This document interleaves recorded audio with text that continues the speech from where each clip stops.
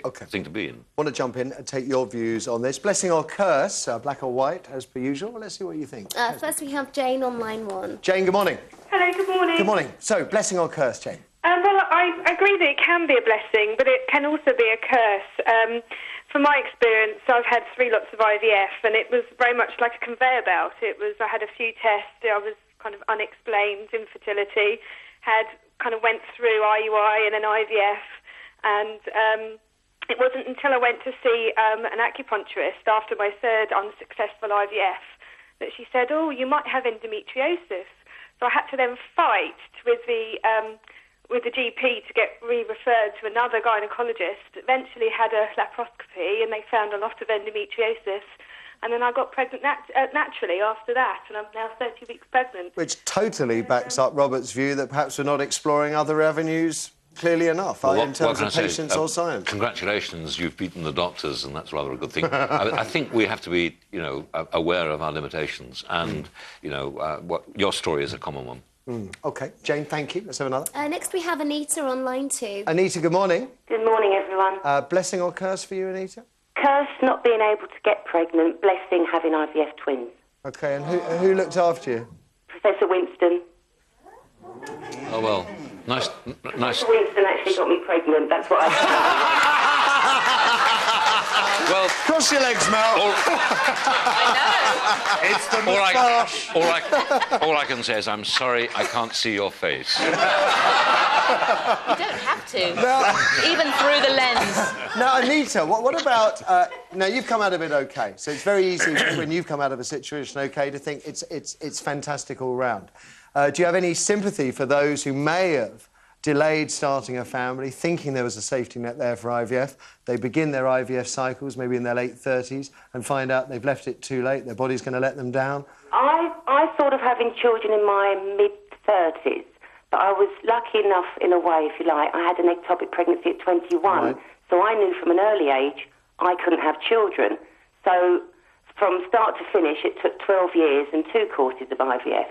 So without Professor Winston, I wouldn't have my twins, and I've got one of each. Now, having seen my wife-to-be go through an ectopic, I have to say you're the first person I know that would ever describe that as a blessing. It was terrifying. It's quite interesting, female fertility. There was a study, I think a story yesterday in the papers, saying that there could be a simple blood test to tell you how many eggs you might have, what your chances of being fertile might be. Is that something you'd be in favour of? Rubbish, I think, probably. Really? Actually, yeah, unfortunately, I didn't see the story, so I may be wrong, but all of those stories which have been repeatedly promulgated by different clinics, they're usually sold for a commercial reason, and they're of very dubious value. Those tests to predict the menopause or predict when fertility will end are notoriously unreliable. Okay. And at the moment, we can't do that. Not very successfully, anyway. OK. Anita, thank you. Let's have another. On line 4 we have Maria. Maria, good morning.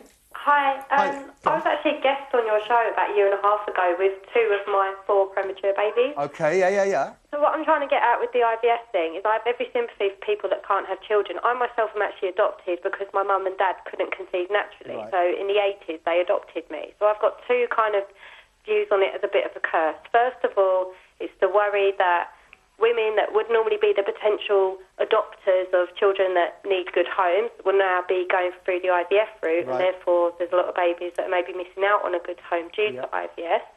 Also, I've spent a lot of time in the neonatal unit. I'm only 25 years old. I had my first prem baby at the age of 20, and kind of jokingly, I nicknamed the neonatal unit the geriatric ward because a lot of the mums were so much older than me, and many of those mums, and I talked to a lot of those mums, because neonatal units are quite boring and you do chat to the other families and stuff, and a lot of them had IVF. So there's 2 kind of huge potential costs to the NHS there, because many of these women were older mums, so the NHS had to look after them a lot more closely.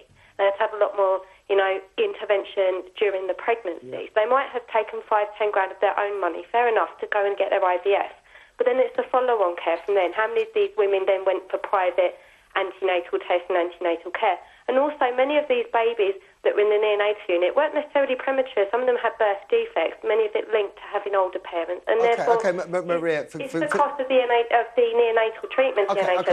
Maria, let's put some of this to Robert. That there's a knock-on cost. Older mums drain the NHS. Well, they don't, actually, and the evidence of that is not very good at all. Older mums do not cost more. The medical complications of being a slightly older mother are trivial in general. Most women in their late 30s, early 40s do not cost the NHS more than women in their 20s. Actually, the biggest cost in pregnancy is young women getting pregnant, 16 to 20, and unfortunately the rising cost of teenage pregnancy is much more serious in Britain. The adopted... And the adoption thing, I'm afraid, I'm sorry, but I do disagree with you. You know, it's all very well for you to say you adopted happily, and that's fantastic, and I congratulate you. But there are somewhere between 100,000 to 300,000 infertile women in Britain. It's massively common. Last year, less than 1,000 babies were available for adoption. So that is 1 in 300 women being successful with adoption. And actually, adoption is not for everybody anyway. It depends on your attitude of mind. Can I ask you one other thing, not to do with our debate, but to do with IVF generally?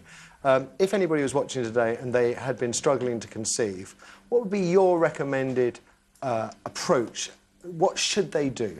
I think the real thing to do is to try and ascertain the cause of the infertility, get a proper diagnosis. It's not done enough. People go to IVF clinics without a diagnosis. They go through IVF. They usually get disappointed, and that's terrible. And in my view, the best place to get a proper diagnosis is in a university hospital clinic, because there's a serious chance of getting some decent academic approach to the whole issue of the infertility. So find out what the problem is first before you move forward. Going to the right hospital is very, very important. Going to the right people, and people who are sympathetic and trustworthy. Because you may be offered a treatment other than IVF that would be more successful. Or you might get proper investigation too, and then you'll find that you don't need any treatment. OK, OK. God, I got through a lot. Thank you. Thank you, guys.